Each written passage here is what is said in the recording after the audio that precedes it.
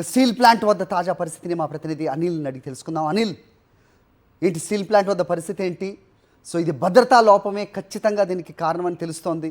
మరి ఇది ప్రభుత్వం కిందకు వస్తుంది కదా, సో ఇన్స్పెక్షన్ కానీ లేకపోతే లోపాలు సరిచేయడం కానీ, మరి వాళ్ళు ఏం చేసినట్టు, ఆ ఇన్స్పెక్షన్ ఏమైనట్టు, అసలు ఎందుకు ఎలా జరుగుతుంది ప్రమాదం? సో గేట్స్ తెరుచుకోకపోవటం అనేది ఒక ప్రమాదంగా చెబుతున్నారు.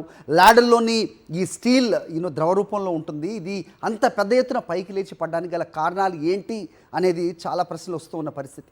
ఏంటి మీ దగ్గర ఇన్పుట్స్? హరి, ఈ ప్రమాదానికి సంబంధించి అనేక అనుమానాలు వ్యక్తమవుతున్నటువంటి నేపథ్యంలోనే ముఖ్యంగా భద్రత అనేది కార్మికులకు ఏ కోసాన కనిపించడం లేదు. అన్ని సెక్షన్లో కేవలం ఎస్ఎంఎస్ విభాగంలో మాత్రమే కాదు, కోకోవన్లో కావచ్చు, లేకపోతే బ్లాస్టింగ్ ఫర్నేసుల్లో కావచ్చు, లేకపోతే ఇతరత్ర విభాగాల్లో కావచ్చు, అన్ని విభాగాల్లోని కార్మికుల భద్రత గాల్లో దీపంలాగే ఉందనేది మరోసారి తేటతెల్లమైంది. కేవలం భద్రతా ప్రమాణాలు పాటించని కారణంగానే, సేఫ్టీ ఆడిట్ నిర్వహించని కారణంగానే కార్మికులు బలైపోతున్నారు. ఏ ప్రమాదం జరిగినప్పటికీ కూడా గతంలో రాష్ట్ర ప్రభుత్వం స్టీల్ ప్లాంట్ కోసం ప్యాకేజీ తీసుకొచ్చామని చెప్పి ప్రచారం చేసుకుని డబ్బాలు కొట్టుకున్నటువంటి రాష్ట్ర ప్రభుత్వం కార్మికుల భద్రతను మాత్రం ఏమాత్రం పట్టించుకోవడం లేదు. ప్యాకేజీ వచ్చినప్పుడు కూడా కనీస భద్రత కోసం, మరమ్మతుల కోసం తీసుకోవాల్సినటువంటి చర్యల కోసం డబ్బులు కార్మిక సంఘాలు అడిగినప్పటికీ కూడా రాష్ట్ర ప్రభుత్వం ఏమాత్రం నోరు మెదపకుండా డబ్బులు మేమే తీసుకొచ్చామని చెప్పి డబ్బాలు కొట్టుకొని ఆ డబ్బులను పూర్తిగా బ్యాంకులకు మళ్లించేసినటువంటి పరిస్థితి. ఫలితంగా 8 మంది కీలకమైనటువంటి విభాగంలో పనిచేసేటువంటి కార్మికులు ప్రాణాలు కోల్పోయేటువంటి దుస్థితి నెలకొంది. మొత్తంగా చూస్తే చంద్రబాబు ప్రభుత్వం, కూటమి ప్రభుత్వం అధికారంలోకి వచ్చిన తర్వాత నుంచి స్టీల్ ప్లాంట్ కార్మికులపై నిందలు వేయడం, స్టీల్ ప్లాంట్ కార్మికులను శంకించడం, వారి పనిని శంకించడం, వారిని తప్పుపట్టడం చేశారే తప్ప వారి భద్రతను ఏనాడు పట్టించుకోలేదనేది మరోసారి స్పష్టంగా అర్థమైంది. ఇప్పటికీ కూడా ఆ కుటుంబాలు కన్నీటి పర్యంతమవుతున్నాయి. పూర్తిగా ఖాళీ బూడిదైనటువంటి ఆ మృతదేహాలను కూడా గుర్తించలేనటువంటి స్థితిలో పూర్తిగా పరిస్థితి ఉంది. మొత్తంగా చూస్తే కనుక స్థానిక గ్రామాల్లో విషాద ఛాయలు అలుముకున్నాయి. స్టీల్ ప్లాంట్లో ఉన్నటువంటి అన్ని వర్గాలు కూడా తీవ్రమైనటువంటి ఆవేదన చెందుతున్నాయి. ముఖ్యంగా ఈ ప్రమాదానికి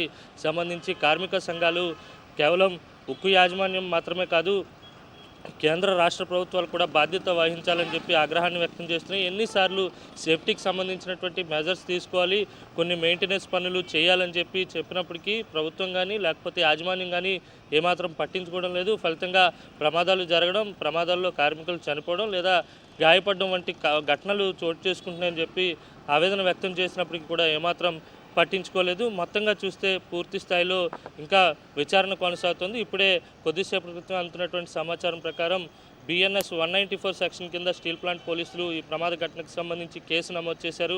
విచారణ కూడా కొనసాగిస్తున్నారు. ప్రాథమిక ఆధారాలు, ప్రమాదానికి గల కారణాలను సేకరించేటువంటి ప్రయత్నం చేస్తున్నారు. మరోవైపు ఉక్కు మంత్రిత్వ శాఖ కూడా ఒక కమిటీని నియమించింది. విచారణకు సంబంధించి కమిటీ సభ్యులు కూడా ఈరోజు వచ్చేటువంటి అవకాశం కనిపిస్తోంది.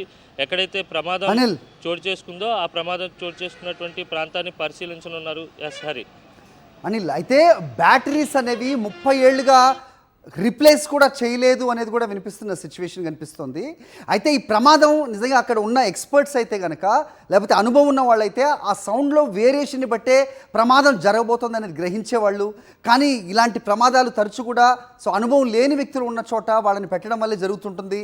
అలాగే ఉద్యోగుల సంఖ్య కూడా ఇదివరకు 40 మంది పనిచేసే యూనిట్లో ఇప్పుడు కేవలం 15 మంది మాత్రమే ఉన్నారనే ఆరోపణలు చాలా వస్తున్న క్రమం మనం చూస్తున్నాం.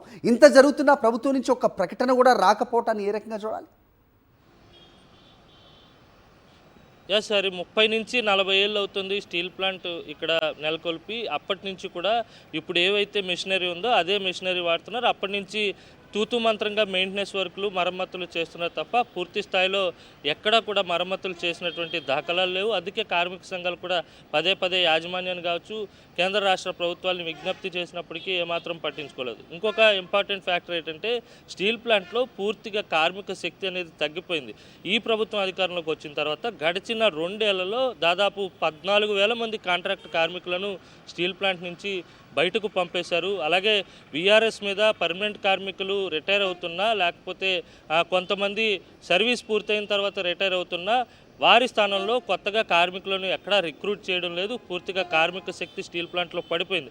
ఫలితంగా కార్మికులపై ఒత్తిడి పెరగడం, పనిభారం పెరగడం, కార్మికులు కూడా తీవ్రమైనటువంటి ఒత్తిడిలో ఉండిపోవడంతో ఇలాంటి ప్రమాదాలకు కారణమయ్యేటువంటి అవకాశం కూడా కనిపిస్తుంది. మరోవైపు ఇతర రాష్ట్రాల నుంచి అన్స్కిల్డ్ లేబర్ని తీసుకొచ్చి వైజాగ్ స్టీల్ ప్లాంట్లో వారిని ఎవరైతే పాత కాంట్రాక్ట్ లేబర్ని తొలగించారో వారి స్థానంలో అంటే దాదాపుగా 4-5 తొలగిస్తే ఆ స్థానంలో ఒకరిని ఇతర రాష్ట్రాల నుంచి తీసుకొచ్చి డిప్లాయ్ చేసి ఇక్కడ ఎంప్లాయ్మెంట్ వారికి కల్పిస్తున్నారు తప్ప స్థానికులకు ఇవ్వడం లేదు. సో వాళ్ళకి స్టీల్ ప్లాంట్లో జరిగేటువంటి యాక్టివిటీ మీద కావచ్చు, లేకపోతే ఇక్కడ జరిగేటువంటి ఉత్పత్తి మీద కావచ్చు పెద్దగా అవగాహన ఉండకపోవచ్చు. ఫలితంగా జరిగేటువంటి ప్రమాదాన్ని కావచ్చు, వచ్చేటువంటి ముప్పుని కావచ్చు వారు గమనించకపోవచ్చు. ప్రమాదం కూడా తీవ్రత పెరిగేటువంటి అవకాశం కూడా కనిపిస్తుంది. ఇలాంటి కారణాలు ఎన్నో ఉన్నాయి. వీటన్నిటిపై కూడా పూర్తి స్థాయి విచారణ జరగాల్సినటువంటి అవసరం ఉంది. ప్రమాదానికి గల కారణాలు, వాస్తవాలు వెలుగులోకి తీసుకురావాల్సినటువంటి అవకాశం కనిపిస్తుంది. మరోసారి ఇలాంటి ప్రమాదం జరగకుండా చూడాలని చెప్పి స్థానికులతో పాటు ఉక్కు కార్మికులు కూడా డిమాండ్ చేస్తున్నారు. ప్రభుత్వం ఎప్పటికైనా దిగి రావాలి. స్టీల్ ప్లాంట్ను తమ ప్రచారానికి వాడుకోవడం కాదు, స్టీల్ ప్లాంట్ సెంటిమెంట్ని తమ ప్రచారానికి వాడుకోవడం కాదు, స్టీల్ ప్లాంట్ కార్మికుల బాగోగులు చూడాలి, స్టీల్ ప్లాంట్ కార్మికుల ఆ బాధలు వినాలని చెప్పి వారంతా కూడా డిమాండ్ చేస్తున్నారు. ఎప్పటికైనా ప్రభుత్వం దిగి రావాలి, స్టీల్ ప్లాంట్లో సేఫ్టీ మెజర్స్ని పూర్తి స్థాయిలో పెంచాలని చెప్పి వారు డిమాండ్ చేస్తున్నారు. రాష్ట్ర ప్రభుత్వం ఏ మేరకు స్పందిస్తుందో వేచి చూడాలి. నిన్న పరిహారం విషయంలో కూడా టీడీపీ రాష్ట్ర అధ్యక్షుడు పల్లా శ్రీనివాస్ అక్కడికి వచ్చి బాధిత కుటుంబాలతో మాట్లాడినప్పుడు ఎట్టి పరిస్థితుల్లో పరిహారం విషయంలో స్పష్టత ఇస్తే కానీ మిమ్మల్ని నమ్మేది లేదు, ఇక్కడి నుంచి కథలనిచ్చేది లేదని కూడా ఆ బాధిత కుటుంబాలు తేల్చి చెప్పినటువంటి పరిస్థితి ఉంది. దాన్ని బట్టే మనకి ప్రభుత్వంపై వారికి ఉన్నటువంటి నమ్మకం ఏంటనేది మరోసారి తేటతెల్లమైంది. మొత్తంగా చూస్తే కనుక ఈ వ్యవహారానికి సంబంధించి ఇటు పోలీసుల విచారణతో పాటు ఇటు మంత్రిత్వ శాఖ ఏర్పాటు చేసినటువంటి కమిటీ విచారణ కూడా ఈ రోజు నుంచి ప్రారంభం కాబోతుంది. ఘటనకు సంబంధించినటువంటి కారణాలు ఒక్కొక్కటిగా వెలుగులోకి వచ్చేటువంటి అవకాశం కనిపిస్తుంది. ఏదేమైనప్పటికీ కూడా సర్వత్రా ఒకటే విమర్శ వినిపిస్తుంది. స్టీల్ ప్లాంట్లో యాజమాన్యం, కేంద్ర రాష్ట్ర ప్రభుత్వాల నిర్లక్ష్యం కారణంగానే ఇంత పెద్ద ప్రమాదం చోటు చేసుకుందనేది మాత్రం స్పష్టంగా అంతా చెప్తా ఉన్నారు. హరి, రైట్. మరిన్ని అప్డేట్స్ కోసం ఛానల్ను సబ్స్క్రైబ్ చేయండి. నోటిఫికేషన్స్ కోసం బెల్ ఐకాన్ పై క్లిక్ చేయండి.